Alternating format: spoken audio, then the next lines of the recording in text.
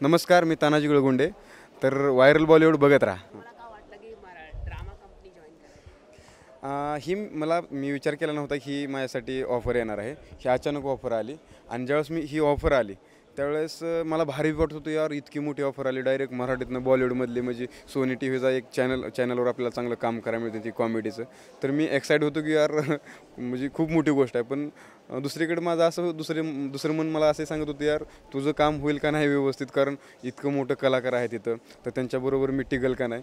पण इथपर्यंत पोहोचलो, होय नाही करत पोहोचलो आणि ही लोक चांगले आहेत खूपच, त्यामुळे ही चांगल्या पद्धतीने माझ्याकडून काम करून घेते ती, कॅरी करून घेते ती. पहिल्या एपिसोडला जरा टंगळमंगळ झालं, पण दुसऱ्या एपिसोडला जरा बऱ्यापैकी काम झालं माझं. खूप तयारी केली मी, झोपतच नव्हतो खरं तर, अक्षरचा विचार केला तर. ती डायलॉग सारखं डोक्यात माझ्या घुमायचं, पण नेमकं स्टेजवर आलं की विसरायचं.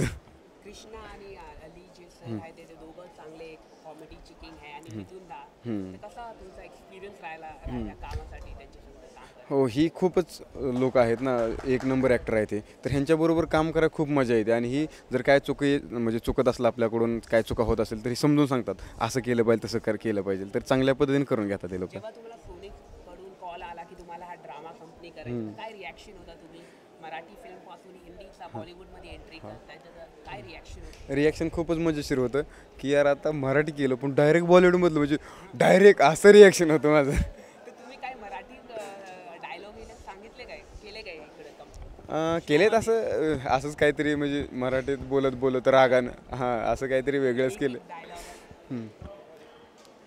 तुला मापा सांगतोय नाहीतर खपली उडून तुझी. अजून काय पुढं तुम्ही फिल्ममध्ये पण येणार काय? हां, मी मराठी फिल्म करतो आहे, तर माझ्या मराठी फिल्म चालू आहेत.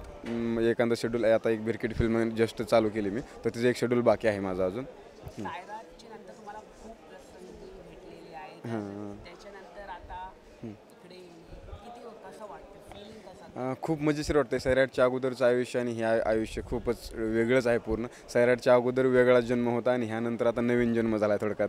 कारण सैराटच्या अगोदर प्रसिद्धी नव्हती, कोण ओळखत नव्हतं. आज जरा थोडं ओळखतात, बऱ्यापैकी सगळं चाललं एकदम सैराटनंतर. आता पुढं काय, त्याच्यानंतर ड्रामा कंपनीच्या नंतर काय, बॉलिवूड फिल्म कोणत्या स्टारमध्ये काम करायचं? स्टारबद्दल असा काही विचार नाही केला, कारण ती फिल्म आली तर त्याच्याबद्दल काम करू आपण. असं काही विचार नाही केला कोणाबरोबर काम करायचा. जर आली तर काम करील, नाही तर दुसरं करिअर आहेच माझं, शेती वगैरे दुसरं काहीतरी. ओके.